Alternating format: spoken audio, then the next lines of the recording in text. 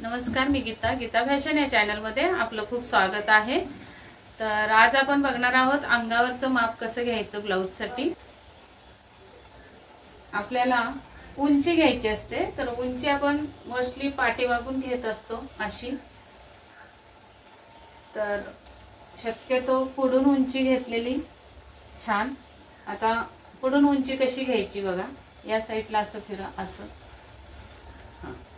अशी उंची आणि इथून खाली असे 3 बोट लावायचे, तर ही उंची येते। तर ही उंची आली 15 किंवा 15.5, म्हणजे आपल्याला उंची 15.5 पाहिजे पुढच्या साइडने। आता पाठीमागून बघूया उंची आपण। इथून हा शोल्डरचा भाग जो आहे, हा जो शोल्डरचा भाग आहे म्हणजे कानाच्या इथून आपल्याला हा टेपचं टोक लावायचं आहे आणि उंची मोजायची। तर 15 इंच उंची घ्यायची अशी। इथं हे बसलं पाहिजे पूर्ण, हे जे आहे बॉडी ती ब्लाउज मध्ये बसली पाहिजे। जर तुम्ही कमी उंची घेतली तर मग इथे ब्लाउज असा काचून बसेल आणि हे बाहेर दिसणार। आता तब्येतीचे जर असले तर असं हे बाहेर दिसतं, त्यासाठी आपल्याला हे पूर्ण असं आतमध्ये घ्यायचं आणि ब्लाउजची उंची घ्यायची। तर पूर्ण उंची तयार आपल्याला 15 ठेवायचे, असं नोंद करून घ्यायचं। तर पूर्ण उंची आपली 15 येणार आहे। त्यानंतर आपल्याला घ्यायचंय अप्पर चेस्टचं माप। तर बऱ्याच मैत्रिणींना आपल्या अप्पर चेस्ट आणि फुल बस्ट मध्ये कन्फ्युजन होते। तर अशा हात करा, इथे असणार आहेत,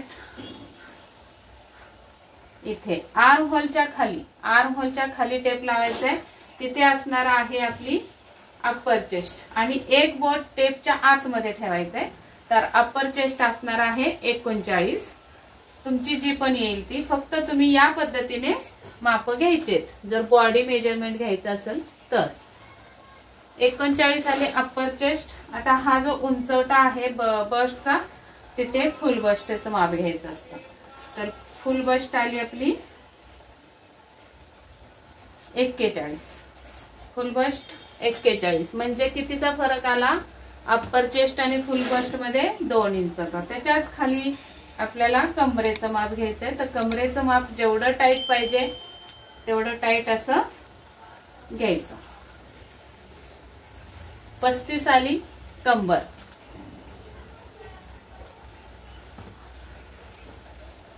त्यानंतर आपल्याला शोल्डरचं माप घ्यायचंय। तर शोल्डर बघा अशी झुकती आहे, ही शोल्डर अशी झुकती आहे। माझ्या शोल्डर मध्ये आणि या शोल्डर मध्ये थोडासा फरक आहे।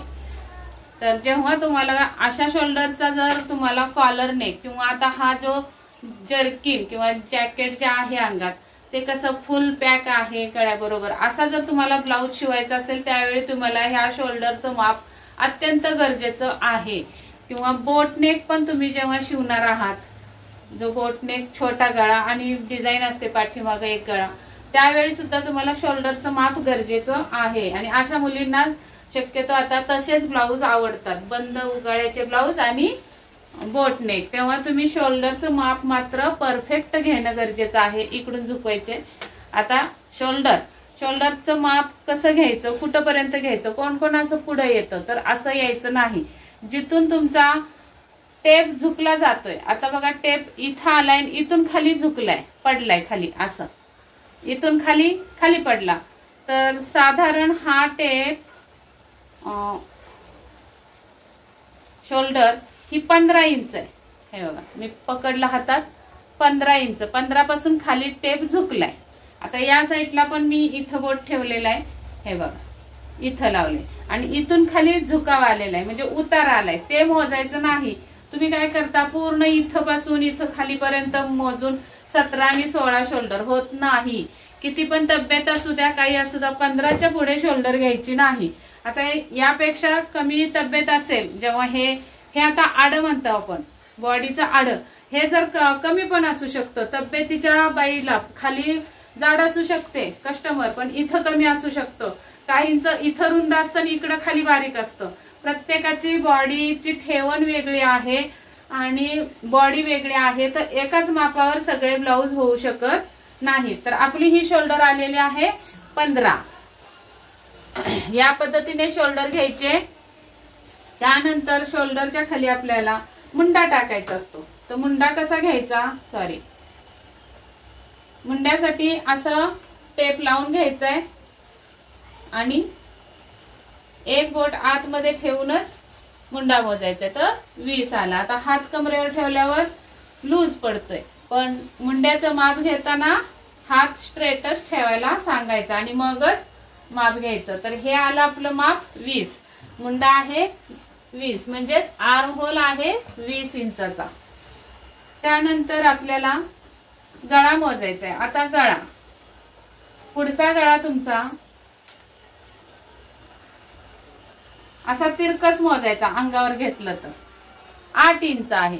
अंगावर माप तुम्ही जेव्हा घेताय तेव्हा 8 इंच तिरकस गळा येतोय। तोच हाच गळा आता आपल्याला इथे सरळ मोजायचा आहे। तर सरळ येणार आहे 7 वर, हे बघा 7 वर येणार आहे।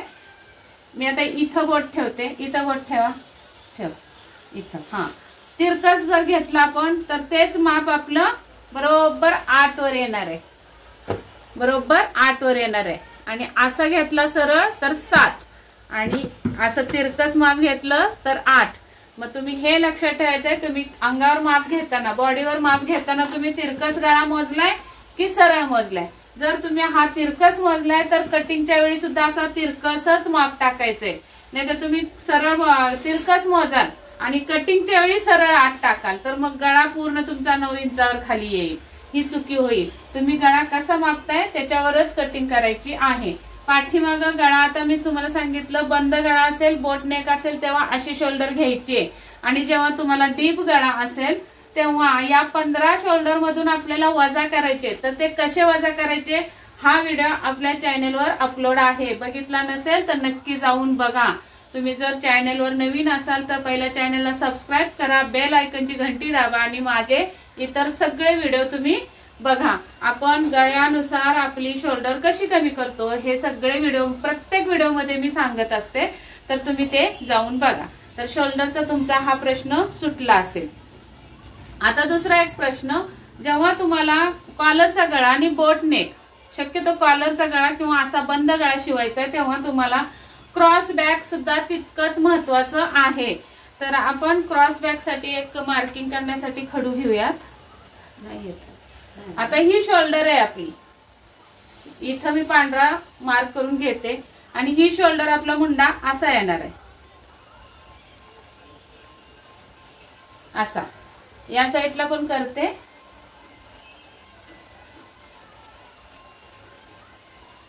या पद्धतीने आपल्या ह्या रेगा तुम्हाला दिसत असतील आता।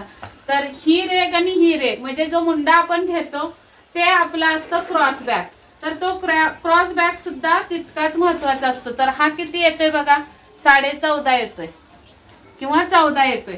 हा क्रॉस बॅक सुद्धा माप घेणं गरजेचं आहे। जर तुम्ही हे माप नाही घेतलं तर मी क्रॉस बॅकचं पण सूत्र सांगत असते, तर ते सुद्धा तुम्हाला व्हिडिओ बघितल्यावरच समजेल। याला म्हणतात क्रॉस बॅक। आणि हा जो फ्रंटला येतो मुंडा,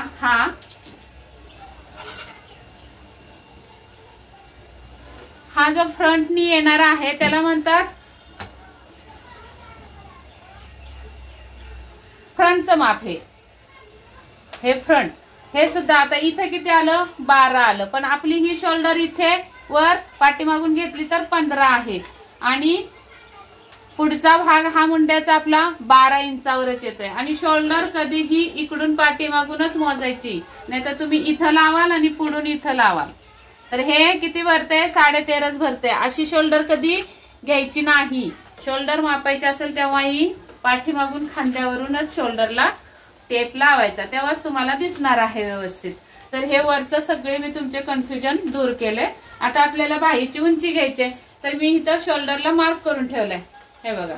आणि जर अगदीच नाही समजलं उतार कुठे, तर इथं थोडं आपली एक गोल अशी हड्डी असते, म्हणजे हाड असतं, ते हाड बघायचं बोटानी आणि तिथूनच आपल्याला असा शोल्डरचं माप मोजायचं। आता इथून खाली आपल्याला बाही मोजायची, पाठीमाग